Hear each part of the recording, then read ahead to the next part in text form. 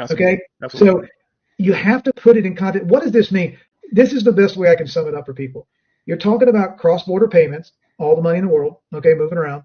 You're talking about tokenization of everything. Right. Everything. Derivatives, real estate, bonds, cars, Everything. insurance policies, stocks. Yep. Everything that exists today and Right. will exist in the future. Right. Everything, okay? Right. We're talking about infinite development.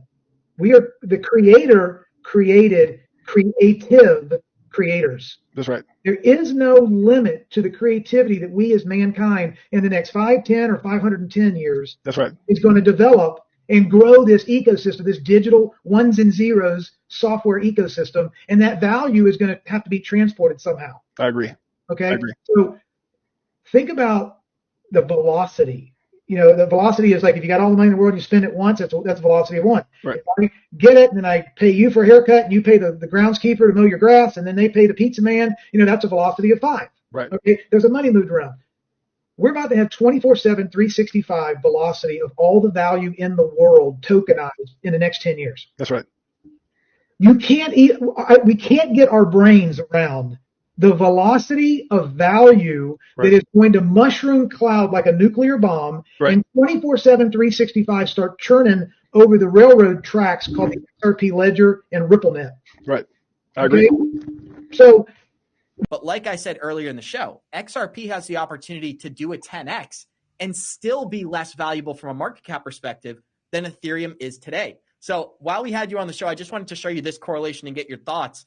Does this scream opportunity to you, or what's your perspective when you're looking at this data? Oh, we are so lucky to still have low prices and be able to accumulate. I just think don't worry about the price. The price will take care of itself.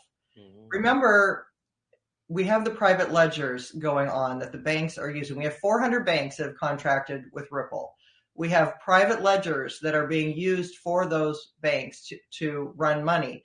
Every so often we get a glitch with a really high number, which to me is a stress test of that money that eventually will transfer onto the main ledger.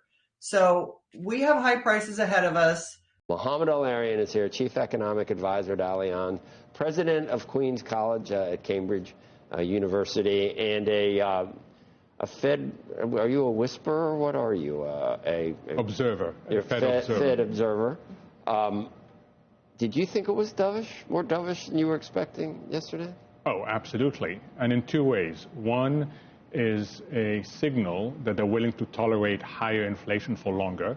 And second, something that is flying below the radar screen is what Chair Powell said about QT, said about the balance sheet, saying that he's willing to slow down the journey to a lower balance sheet. I think that twin patience means that we may well look back on this week as the week in which central banks stepped away from a very strict inflation target to a much broader concept of an inflation target. And this has, in your view, nothing to do with the election. So I would like to believe the Fed in saying that it is apolitical. You would like to believe? Do you believe? Look, I have no other reason to believe otherwise. Well, it was weirdly dovish, and I keep bringing up that suddenly it seems like the asymmetric risk is now of a recession after we've had 2 really hot inflation numbers. So I was with you when you asked me what does the outlook look like. I told you 55% soft landing, 30% recession, 15% something better than that. Oh, yeah, I remember. And I think that they realize 2 things. I think they realize that the economy is weakening, but they've also realized, or I hope they're going to realize, that we are living in a world in which the supply side is the problem, and that we need to tolerate slightly higher inflation if we don't want to sacrifice the economy. And I think that's the right thing. Supply side is the problem because why? Is it because governments are still spending so much? The United States government is still spending so much money? I mean, it's weird to have fiscal doing one thing, monetary doing the other thing. Correct. And we should be doing more to enhance the supply side. It is the problem, first, because of geopolitics. We are redesigning supply chains. Second, companies are emphasizing resilience as much as efficiency. So they are embarking on a more costly supply chain for good reasons. Third, the labor market is not as flexible as we'd like it to be. And then we're looking at a very uncertain energy transition. You put all that together, and supply will not be flexible enough, and the Fed will have a choice. Either it accepts slightly higher inflation, or it unnecessarily tips the economy into recession. What's to say that the inflation remains slightly higher and doesn't get out of control? That's the bet. That's absolutely the risk. But there's been no evidence so far of de-anchoring inflation expectations.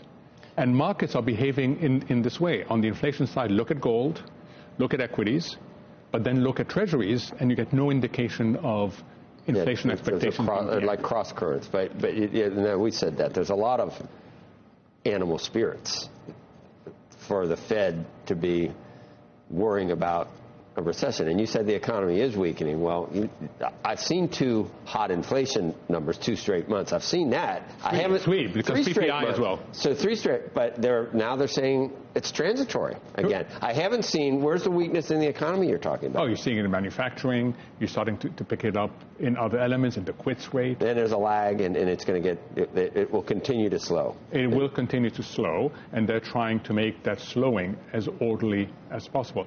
It is fascinating to me that when Chair Powell was asked about financial conditions, everybody that looks at broader financial conditions says, gosh, they are so loose. He dismissed that completely.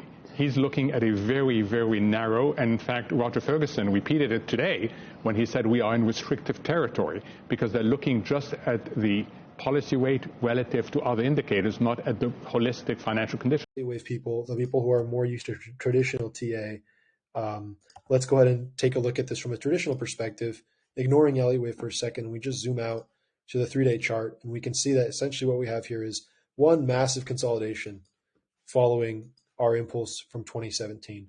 That took XRP from less than a penny, about a 20th of a penny, to $3.57 for what was at the time a 58,000% increase, or a 580x move.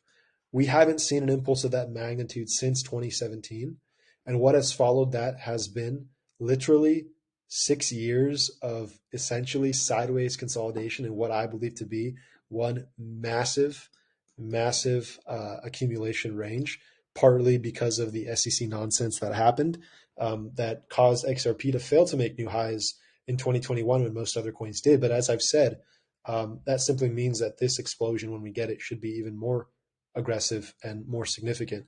To put things in perspective once again, if this really is our first wave here, our first wave of 5, it's similar to this little move that we had down here. This was the 3rd, this was the 4th, and this was the 5th. So that kind of just puts things into context about how aggressive we can expect this next move to be. This move would be the first impulsive move, macro impulsive move on XRP that we've seen since 2017, which means that every other move that we've seen since 2017 to the upside should pale in comparison to what we have coming. I think XRP, seriously, the amount of frustration and hate and absolute destruction of hope that I see on Twitter right now when it comes to XRP is incredible. Makes me so much more confident about what is to come. Makes me so much more excited to be in position on XRP for what I think is going to be a move, the likes of which is going to leave most of the market stunned as it did in 2017. There is no doubt in my mind that we're going to see an explosive move here, and I can't wait for it to get started. But yeah, new all-time highs. I'm going off on a little bit of a tangent here, but from a non-Elliott perspective, we have essentially consolidation of higher lows and higher highs, reaching an apex, and looks like we're going to break out here soon. And a breakout of this essentially 6-year consolidation should have some pretty aggressive moves to the upside once it gets going. Board of Ripple, because XRP serves a purpose. It's a function that facilitates cross-border payments. It's not some store of value, kind of arbitrary value that is not pegged to anything. This is actually what legitimate financial institutions use. She joined the Ripple board because XRP has utility. It's what legitimate financial institutions use. It's not a subjective store of value. It's useful for cross-border payments. Specifically for cross-border payments. So instead of days and dollars, it's seconds and cents. And that is the future, in my opinion.